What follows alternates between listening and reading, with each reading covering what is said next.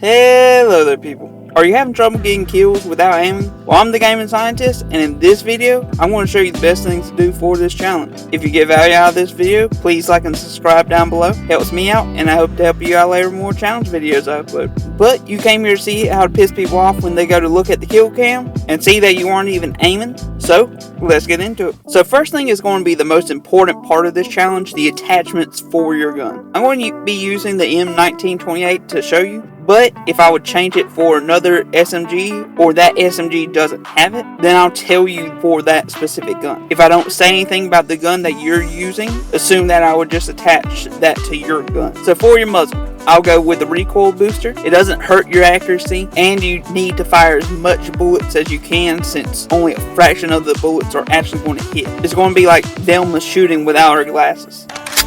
Jinkies! For your barrel, I don't think that any gun has the same named barrel. They all want to be original, you know? So just look for one that increases hipfire accuracy.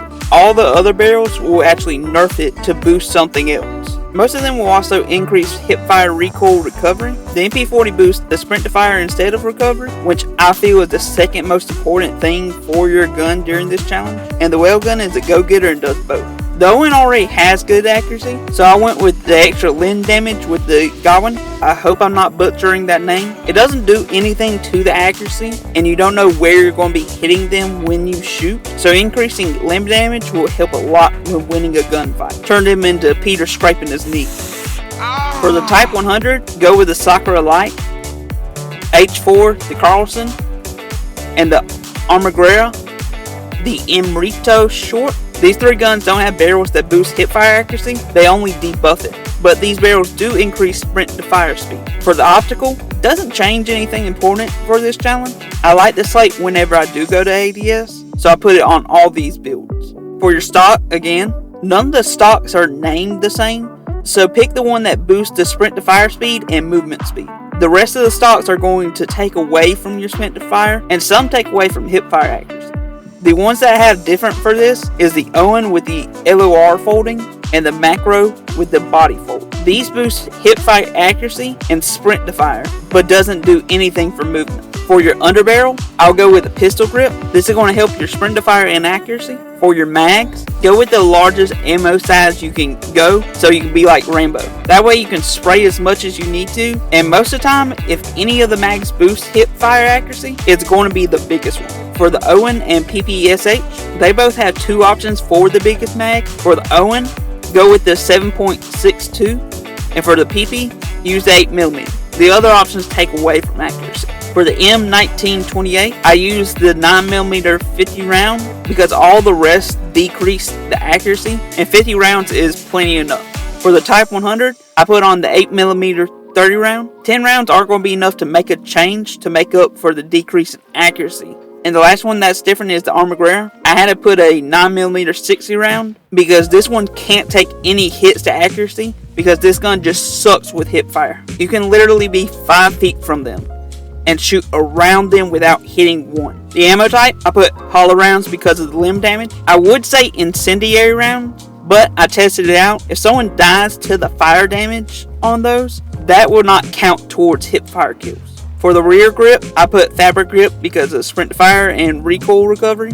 For the kit, I put on fully loaded because you're going to be burning through a lot of ammo. And the last thing is the proficiency. Guns do not all have the same options for proficiency, so I'm going to rank them to show you how I'd set up for this challenge. First one is sleight of hand because of how big the magazines are. I don't want them to catch you reloading because it's going to take a lot more time. If you're not worried about it because of how you're playing or your gun doesn't have that, gun ho is my next choice. That way you can run through spraying and killing. If your gun doesn't have either of those, then I will go with fleet for the extra movement speed. The one oddball is the MP40 that doesn't have any of those three. I'll put unmarked on it so it'll be easier to get away after killing a couple of people. For your perks, I'll go with Ghost, Forward Intel, and Ninja. Ghost is so that you can move around better when UAV is on. Forward Intel is so that you'll be ready for when spawns start to flip, and go ahead, turn around, and be closer to them when they're coming out of their new spawn. And the last one, Ninja, is so that you can get closer to them without them hearing you. so you don't have to shoot a mile away without being able to aim. Instead, you can disrespectfully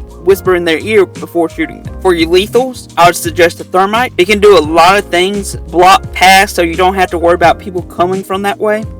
Block people's views, distract people so you can come from another angle, or just stop them in the track so you can circle around and get them from behind. Just really depends on how you play as to what's going to be the best way to use it for you. For your tactical, I would go with smoke grenade. That way if you have to pass through somewhere that you know people are a good distance away from you, you can throw it and be safer getting across instead of wasting bullets trying to kill them with a gun that's not suited for long range fight. Also, it boosts their egos sometimes and makes them come to you. For your kill streaks, UAVs across the board, you want to know where to go and the general direction they're probably looking at as much as you can. Only exception is if you normally can't get the local informant. In that case, I'll put on an airdrop. That way you don't have to have as many kills and you still get a chance for a UAV. For your field upgrade, I'll go with armor plates. Because you're going to be hip firing, it's going to be harder to head glitch and keep your body protected. So you're probably going to be getting hit a lot trying to shoot somebody else. Hopefully the plates will let you outlast the other guy and let you keep spraying. So let's get into how to actually play the game. First thing is to go in hardcore. This will make it where you have to hit them with less bullets, which will make up for not being as accurate. There are 4 game modes that will be bad to play: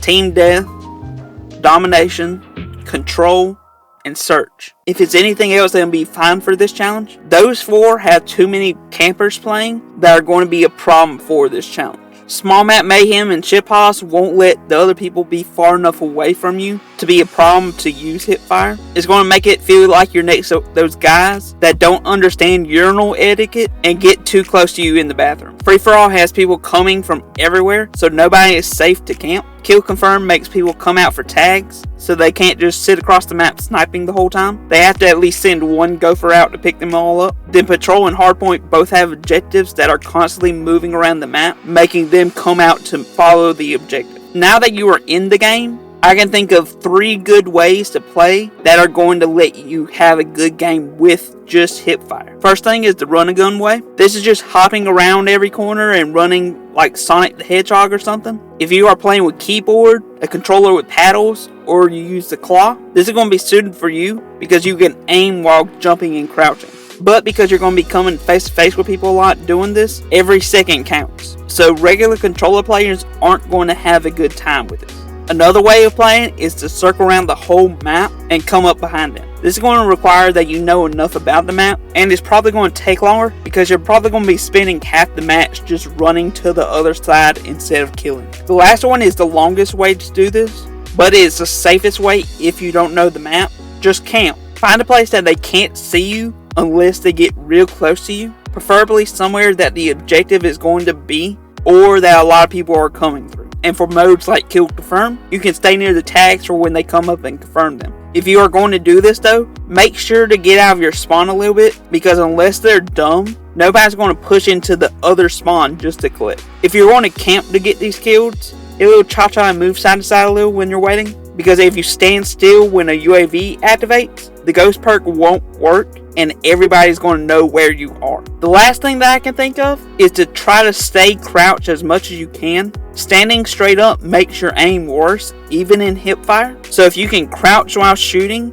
it will make more of your bullets hit, and you can hit them from further away. Now I would suggest you go to this video next, where I would talk about getting finishing kills. You can take some of these important tips to help you get behind the other team if that's the way you're going to play this. Also again, if you got value, please like and subscribe down below. I hope you have a good day, and I hope to see you again.